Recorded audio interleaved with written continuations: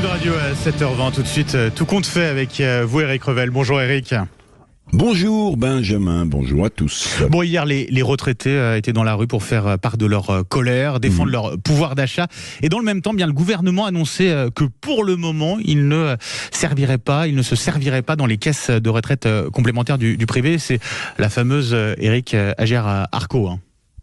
Oui, c'est ça. Alors bon, hier, on l'avait vu, il y avait pas mal de manifs de retraités qui réclament 10% de hausse pour leur pension. Le gouvernement a octroyé un peu plus de 5%. Bon, ils ont raison de se mobiliser pour leur pouvoir d'achat, mais les retraités devraient regarder aussi et devraient se mobiliser pour défendre leur caisse de retraite complémentaire, ce que vous avez dit, l'Agirc-Arrco.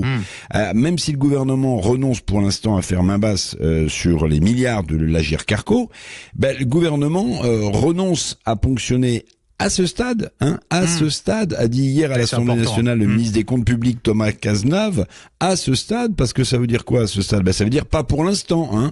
Donc le gouvernement, vous l'avez compris, par souci d'apaisement, a rangé sa main de fer dans un gant de velours. Et le gouvernement qui veut laisser le dialogue social faire son œuvre, mais tous les syndicats sont opposés à ce que l'État ponctionne les caisses du privé. Eric, vous le dites, on voit bien la main de fer sous le velours.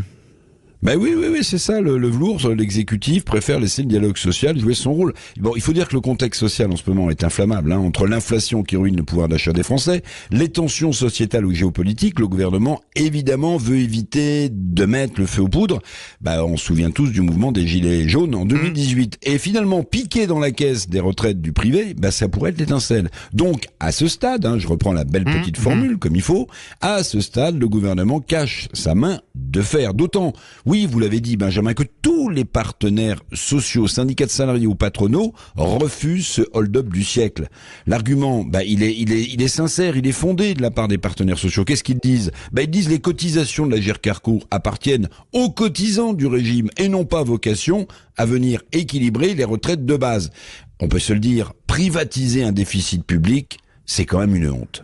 Bon, et si le dialogue social, justement entre partenaires sociaux, ne suffit pas, qu'est-ce que va faire l'État ? Il va ponctionner tout de même les caisses de retraite du privé ? Je veux mon neveu. Si le dialogue social ne suffit pas, le gouvernement passera sans doute en force, sous la forme d'un amendement dans le projet de loi de finances de la sécurité sociale, avec un 49.3 au bout, comme d'habitude.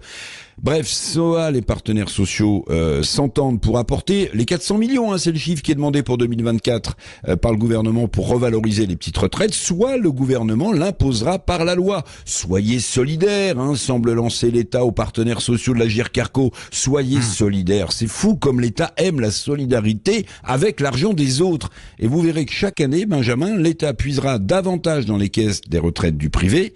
L'État se dit que l'Agirc-Arrco va récupérer, oui c'est vrai, 22 milliards sur 15 ans grâce à la réforme des retraites, alors piquons dans cette caisse si profonde. L'État, vous l'avez compris, cherche de l'argent partout, mais au lieu de se réformer, l'État continue de vouloir piquer dans les poches des Français qui payent des impôts déjà par-dessus la tête. Non, c'est juste scandaleux. Et le hold-up, merci beaucoup Eric Revel.